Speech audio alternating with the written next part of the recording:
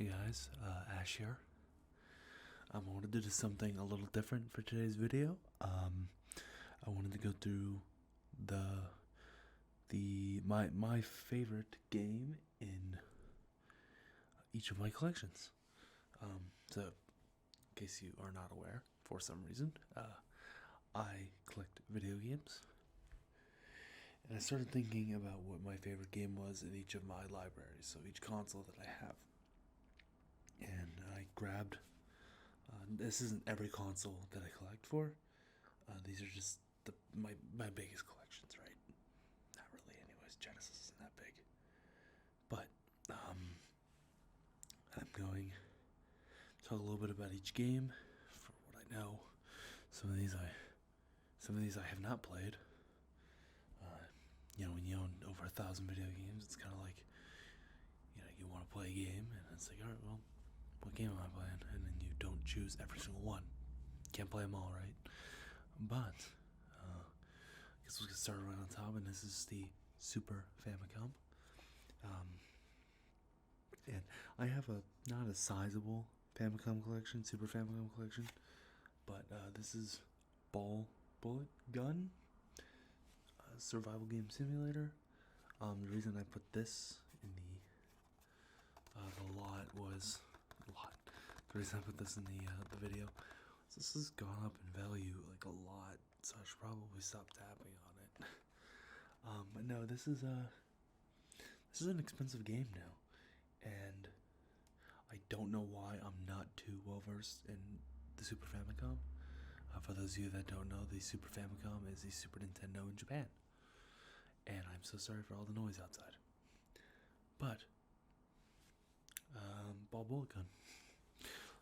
I've got stories kind of with everyone, but not that one, obviously. We're going to move right on over to the Super Nintendo. And if you remember, I did my rarest games and my top 10 games of all time. I try to stay away from those just because you've seen them.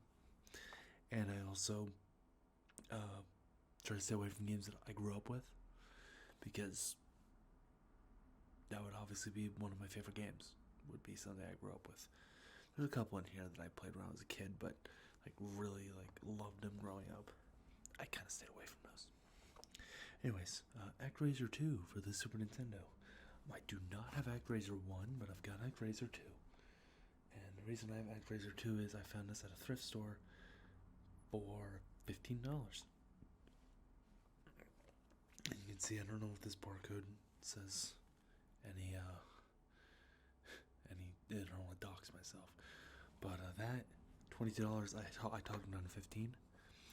And here's a negotiating tip if you want to get into retro games, because you're gonna have to negotiate with people. Start really low. I wanted to be at 15 for it, but I said, will you do 10?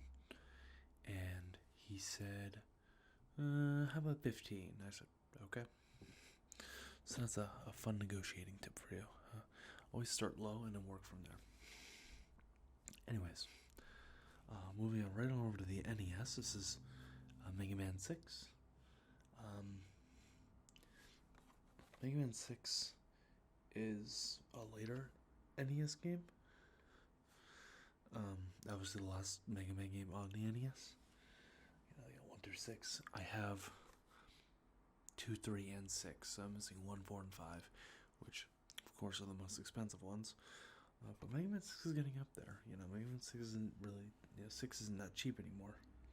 So it's a good thing I got it early. I got this a couple years ago from eBay.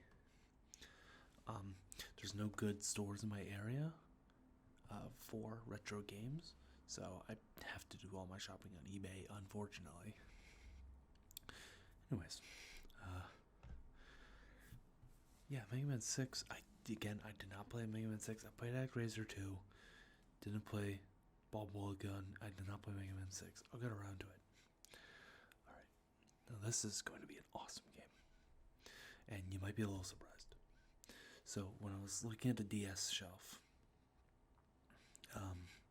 I already have a Pokemon game in this lot.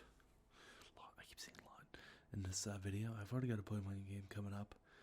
So I didn't want to choose another one. And, DS had so many good Pokemon games. I could have grabbed Soul Silver, Pokemon White version 2, Hard Gold. I could have grabbed them. But I decided to keep it to one Pokemon game, just keep it a little diverse. So for the DS, I actually grabbed, this is Zelda. There's a huge glare on that. Zelda Spirit Tracks. So Zelda Spirit Tracks is one of two Legend of Zelda games on the DS. It used Toon Link. The other one was Phantom Hourglass, and Phantom Hourglass was the direct sequel to Wind Waker. But Spirit Tracks, really good. It's good. It's a little lame, story-wise, because basically you're a train conductor, and you set it on like this legendary train, and you have to save the world on the train. It's actually kind of lame. A lame story, but it's got some really great bosses. Some awesome world. I mean, it's great. It's great. And fun fact, that is the only Legend of Zelda game that I have 100% completed. I should not have admitted that. Anyways, so this is, for the PlayStation, I picked Final Fantasy VII, Black Label. I think they had a greatest hits. But the reason I chose this copy is this is the misprint. So we don't know how well that's gonna come out. But if you see where it says masterpiece in the text there, the eye is skewed, and I'm pretty sure I'm probably gonna be out of focus now, aren't I? Whatever. If I need to re-record this, I will. But the eye is off center. It's not in the word, and it was only a couple runs did that until they noticed, oh, we made a big boo boo, and we gotta fix that. So later, even later, Black Label copies fixed it. It's not even just Black Label and the greatest hits fixed it. No, some Black Label copies don't have the misprint. This is the misprint, and I didn't even know that when I was buying this. I was just like, I need Final Fantasy VII, and I bought it. And it's a misprint. Actually, they didn't even show the back, so I had no idea. And the misprint's way more valuable than the normal Black Label. Because obviously, it's the original, right? And Greatest Hits is worth, it's worth a little bit. Anyways, for the Wii. Now, like everyone, I was a Wii kid, right? Yeah, everybody had a Wii. Everybody. And one game that I really liked on the Wii, and this is one I kind of grew up with. I got it later in when I had my Wii, but this is Mario Sports Mix, and this is a pretty lackluster sports game. It is 4 players, and it's all right. It just doesn't. It doesn't have the same magic that other Mario Sports games have. This has dodgeball, volleyball, basketball, and hockey. It doesn't have the same magic that other Mario Sports games have, like the ones on the GameCube. God, those are amazing. But this is a good game, and fun fact, this is developed by Square Enix. So, because it's developed by Square Enix, they actually have Final Fantasy and Dragon Quest characters in the game that you can play as, which is really neat. A really, really interesting game on the Wii there. Moving right on over to the Wii U. I have 4 Wii U's at this point. I don't want to admit too much about myself and my purchasing habits, but yes, I do own 4 Wii U's. And I purchased this game, which is called Shakedown Hawaii. And Shakedown Hawaii. This is the special edition with like the special edition like plastic cover. See if I can get it out for you. So this is a special edition, which is worth quite a bit. And the fun thing was, I bought this in a lot. So this is the actual game, and then it comes in like this little plastic cover. I didn't even know this was expensive at the time. I saw a lot on eBay, and it had Axiom Verge in it. And that is getting up there in price, and I'm like, well, it's like only a little bit more for Axiom Verge and all these other games, and this was one of them. I'm like, well, I might as well buy it, right?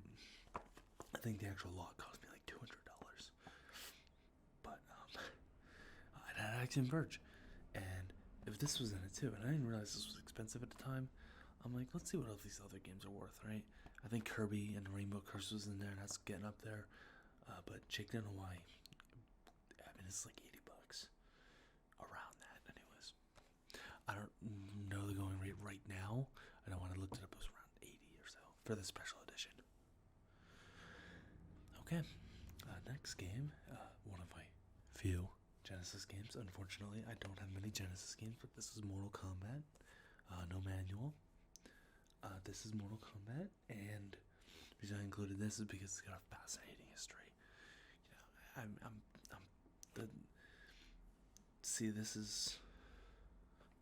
this game. For those of you that don't know, this pretty much sparked the whole having to include an age rating on it. You know, this sparked the whole we need to get an age rating on these games. This and several others. But this was the problem was that Mortal Kombat, the original, was on Super Nintendo and Genesis. But Super Nintendo game was heavily censored. The Mortal Kombat on the Genesis was as well, but there was a code you could input to get all the blood and gore back, and it was not hard to find that code. So you know, parents through conniption. And actually, it went to a government hearing. We need to get something in place to an age rating system, basically, and that's how the ESRB was born. That's a rough history. That's not really. There's more to it than that. Obviously, Mortal Kombat wasn't the only game, but that's like the Spark Notes version. So, moving on to the Xbox 360 now. This was a pretty easy choice. This is Fable Anniversary. And Fable Anniversary on the Xbox 360 it's pretty reasonably priced, but this one has the slipcover. So this is the actual game, and this is the slipcover. This slipcover is in pretty minty condition. I mean, there's a couple scuffs here and there, a couple creases, but I really like these slipcovers for the Xbox 360 games. I think it adds a lot to the game, and I really like Fable. Fable Anniversary is just Fable, but on the Xbox 360. I think they added more stuff, but anyways, if you haven't checked out this series, I highly recommend you check out this series. This series is amazing. The original Xbox was the first one. And the thing is, besides this game, they're all dirt cheap. Right, couple bucks for 1, 2, and 3. I mean, they're so cheap. I think I paid $10 for Fable 3, and that's pretty high. Like, they're just all dirt cheap. So I highly recommend you check out that series. It was one of the first, when the first one came out in 2004, on the original Xbox. It was one of the first games that really let you, like, do whatever. Obviously, it wasn't open world. We weren't at that point yet. It was a completely open world, I should say. But it was really one of the games that, like, based on your choices and actions, it would, like, alter your character's appearance. It would, you know, change, like, dialogue. It was it's amazing. Check it out. Dirt cheap. One that's not dirt cheap. Now, at least. Phantom Dust on the original Xbox. This is getting really expensive, actually. I've never played it once again. But this is getting really, really expensive. I don't even know why. I think it's a pretty popular series for just this one game. But it's alright. Actually, I never played it. I don't know what the hell I'm talking about. But it's getting really expensive. The reason I included it in this favorite games list is I had this disc only. I had this disc only for the longest time. And I got the disc for like $5 or something. But I couldn't find the case manual. And only like a couple months ago did I find the case manual on eBay. $30 for just a case manual. I said, and I had a disc only for years before that, and I'm like, I have to, right? Now, this is the most recent purchase. Out of every single game here, I only got this probably about a week and a half ago. I got this in the mail. Brace yourselves. This is Fire Emblem Path of Radiance. And yes, I do have Path of Radiance. For those of you that don't know, this game is insanely expensive. This game is insanely expensive. One of the most expensive on the GameCube now. But that's not really saying much because everything on the GameCube is outrageous now. And yes, this is a true complete copy. You have the Nintendo Power insert, the manual, the disc, everything's beautiful. Beautiful in this game. The disc has got a little bit of wear, but it does work. I did test it. This was not cheap. It was not cheap. I paid. Actually, I got a good deal on it. Believe it or not, I got a really good deal on it. $250. Saying that out loud, it doesn't exactly sound like a good deal. But when you look at what this game goes for, not too bad, right? I've seen listings upwards of $400 for a true complete copy. So $250 is not bad. In case you're all wondering where I get all my money for these games, I do have a job. And don't worry, I pay my bills. I can't live here and not pay my bills. But I'm very fortunate that my job gives me spending money like that. That took a lot of spending money from me. Needless to say, I didn't buy much after I bought that. But yeah, that was quite expensive. Anyways, moving on, I'll go with the Game Boy / Game Boy Color. Now, I do consider,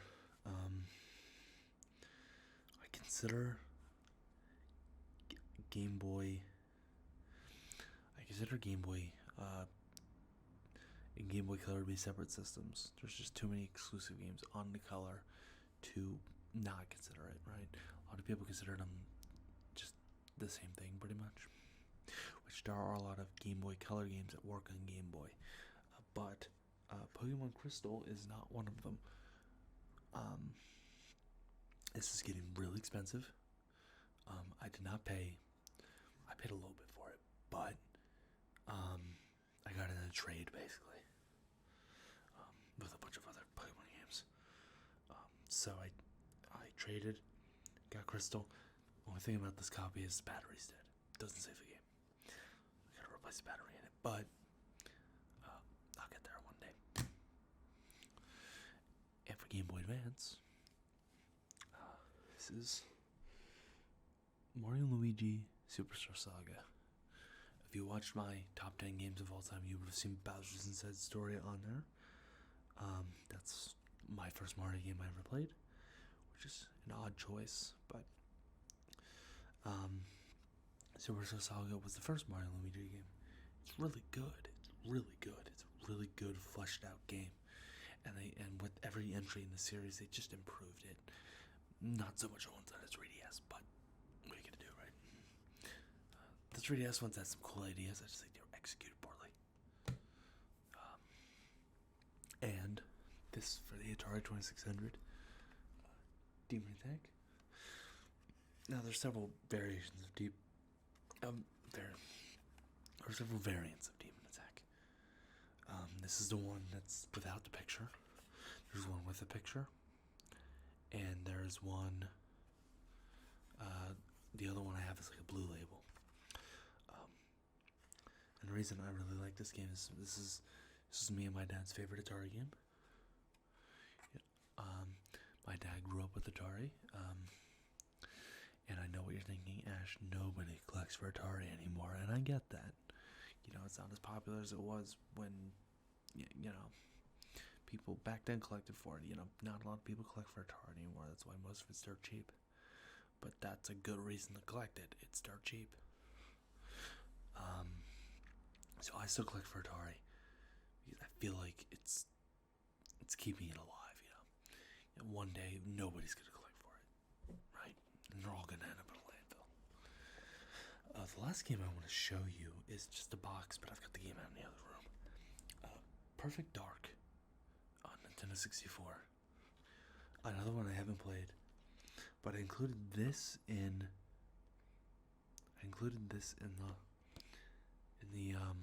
the video because look at the condition of this box. I mean, this box is minty. That's why it's in this box protector. I mean, this is a minty box. The corners are pretty much perfect. Edges are beautiful. A couple scuffs here and there on the edges, but I mean, this is a phenomenal box. I got this at a convention, and I haven't played Perfect Dark. I don't have the expansion pack. And I think you need the expansion pack for most of the game.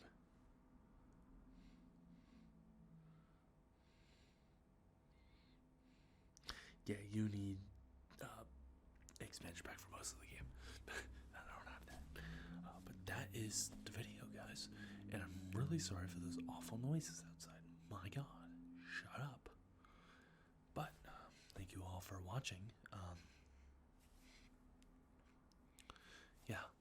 That's that. So thank you all so much for watching. This has been a fun video for me. I don't know when the next video is going to be coming out. Hopefully soon. But yeah, thank you all for watching, and I'll see you later.